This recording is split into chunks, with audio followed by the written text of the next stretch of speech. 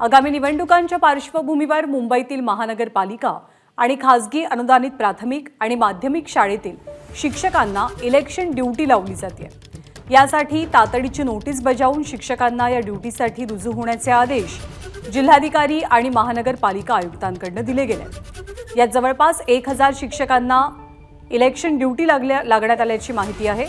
शिक्षकांना अशैक्षणिक कामं देऊ नका अशा पद्धतीचे आदेश असताना सुद्धा ऐन परीक्षा काळात शिक्षकांना इलेक्शन ड्यूटी लावली जात असल्यामुळे मुंबईतल्या शिक्षकांमध्ये रोष आहे। अशा पद्धतीने कामं लावणं हे शिक्षण हक्क कायद्याचं उल्लंघन असल्याचं शिक्षक संघटनांनी म्हटलंय। परीक्षा काळात लादल्या जाणाऱ्या अशैक्षणिक कामांना शिक्षक संघटनांनी विरोध केलाय। संबंधित परिपत्रक मागे घेऊन आदेश रद्द करावेत अशी मागणी शिक्षक संघटना करतात।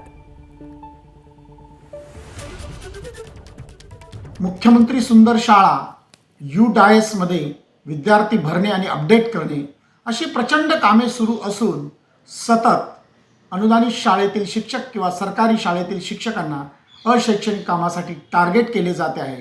त्यामुळे अनुदानित शिक्षणावर याचा विपरीत परिणाम होतोय किंवा सरकारी शाळांवर याचा विपरीत परिणाम होतोय। त्यामुळे 1000 शिक्षकांना दिलेल्या 24 तासात हजर होण्याच्या ऑर्डर्स तात्काळ रद्द कराव्या आणि शिक्षण हक्क कायद्याचे पालन करावे। विद्यार्थी आणि शिक्षक यांच्यामध्ये दुरावा करू नये, शिक्षकांना शिकू द्या अशा स्वरूपाची विनंती आम्ही निवडणूक आयोग आणि शिक्षण अधिकारी मुंबई महानगरपालिका यांना करतो। एबीपी माझा, उघडा डोळे बघा नीट।